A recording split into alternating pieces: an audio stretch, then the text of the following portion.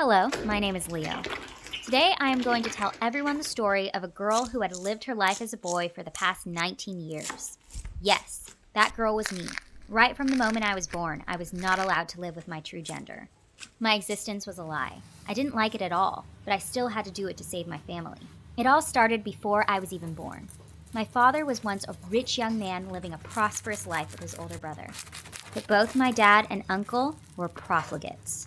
They were more than willing to throw tons of money from their father to satisfy their pleasures. My grandfather was disappointed and furious because of this. He disowned both of his sons and kicked them out of his mansion. My uncle found our family finances were in big trouble, and my parents could not raise 3 young children at the same time. Due to that, they decided to deceive my grandfather that they had a son, and from then on, the tragedy of my life began. To avoid being exposed, my parents forced me to change my identity and behave like a boy. They changed my name, my toys, my clothes, my appearance. I was not allowed to reveal this to anyone and must always be extra careful when going outside. That was why during my childhood, apart from my 2 sisters, I didn't have any friends. This disguise caused me a lot of trouble when I started school. I always had to wear a chest binder before going to school, hid in the bathroom whenever I changed my clothes to avoid the funny eyes of other boys. Besides, my father told my physics teacher that I had a congenital heart defect and atopic dermatitis, so that I would be spared from attending physical classes. But honestly, the changing room and the toilet were the biggest nightmares for me. To deceive my grandfather, I never had any contact with him. Every year, we visited him once on Christmas and sometimes on particularly important days. And I had to admit, I didn't like those family gatherings at all. Not only having to face the guilt of having to lie to my grandfather, but also having to endure my uncle's family. Although we were relatives, they were extremely mean. My uncle was always deliberately trying to find ways to mock my dad for his incompetence. And his 2 sons, Michael and Jack, always used me as a target for bullying. The only person I was fond of in their family was probably Nolan, the stepson of my uncle's wife. He was a few years older than me. Nolan always looked aloof and eccentric, as if his head was on the clouds. He didn't give a flying duck about anything around him. Totally different from the other 2 brothers who constantly had their noses in other business. Nolan was a much kinder person compared to every member of his family. He was sweet when he talked to me and always had a warm smile. I believed he was a good person. One day, our grandfather took us to his horse ranch. He wanted to show us how our family became rich and prosperous. That was all thanks to racehorse trading. Each of us, he said, had to take one horse that was not tamed and try to ride it.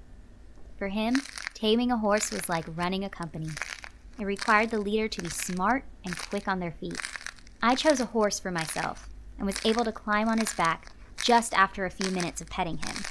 I was so excited to show off my achievement to my grandfather, but my 2 cousins had decided to startle my horse. They made him bounce up and down uncontrollably, and I was knocked down to the ground. It was a serious and painful fall. My hip was badly injured, and I bled a lot. I was about to call out for help, but then I realized my secret of being disguised as a boy would be exposed if my grandfather took me to the hospital.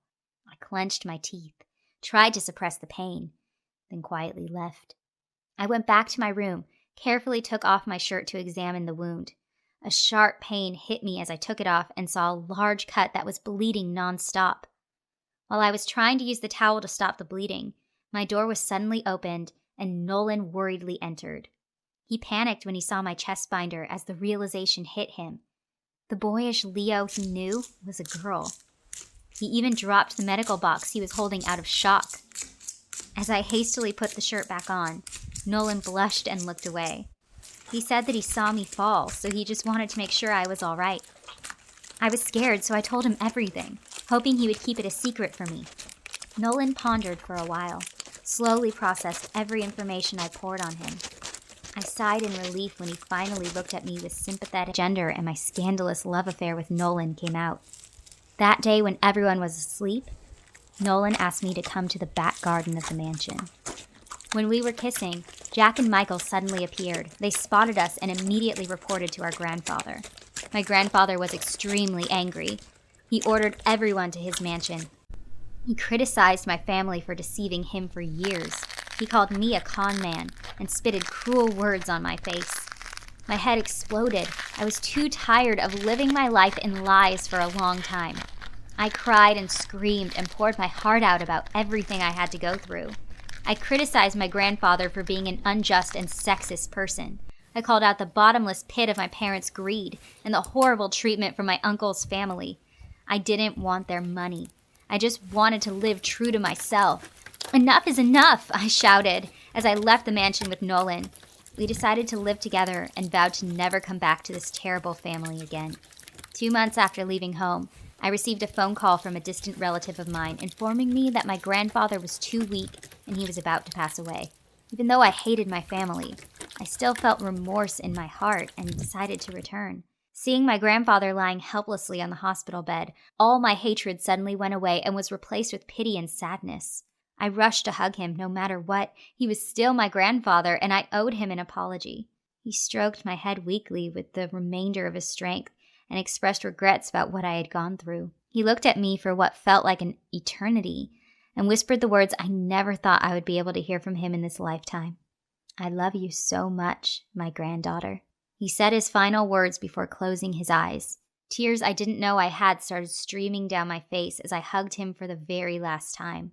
A few days after the funeral, I received an envelope from my grandfather's lawyer. He left me a large sum of money to start over. I was deeply moved. With this money, Nolan and I could afford to live a decent life as my grandfather wished for.